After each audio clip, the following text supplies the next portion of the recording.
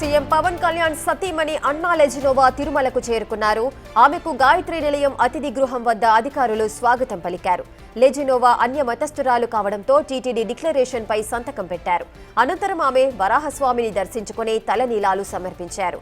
ఆమె ఈ రాత్రికి తిరుమలలోనే బస చేయనున్నారు. రేపు ఉదయం శ్రీవారిని దర్శించుకోనున్నారు. కుమారుడు మార్క్ శంకర్ అగ్ని ప్రమాద ఘటనలో సురక్షితంగా బయటపడిన తర్వాత తిరుమలకు వచ్చారు అన్నా లెజినోవా.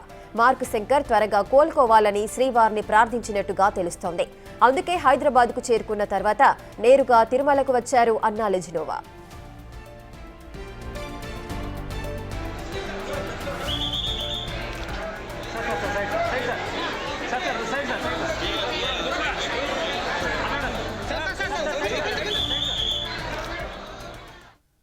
పూర్తి డీటెయిల్స్ మా ప్రతినిధి దామోదర్ అందిస్తారు. దామోదర్, రేఖ డిప్యూటీ సీఎం పవన్ కళ్యాణ్ సతీమణి తిరుమలకు 6:30 గంటలకు చేరుకున్న తర్వాత ఆమె పద్మావతి అతిథి గృహం వద్ద అధికారులు స్వాగతం పలికారు. ఆ తర్వాత నేరుగా ఆమె అక్కడ నుంచి ఏదైతే వరాహస్వామిని దర్శించుకుని అక్కడ స్వామివారిని దర్శించుకున్న తర్వాత నేరుగా పద్మావతి అతిథి గృహాల వద్ద ఉన్న కళ్యాణ కట్ట వద్దకు చేరుకునే తలనీలాలు సమర్పించింది. రేపు ఉదయం ఆమె సుప్రభాత సేవలో స్వామివారిని దర్శించుకోనుంది.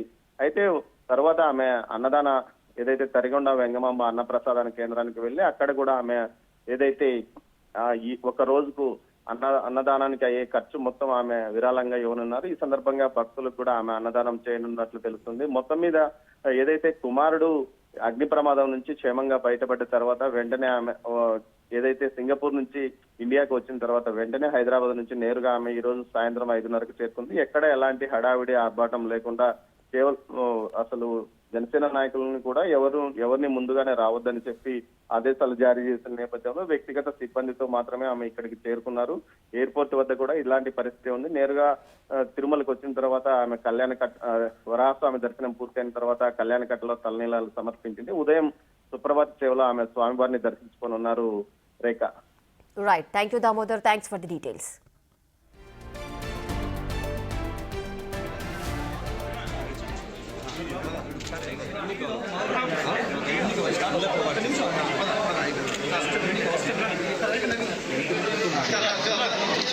సండే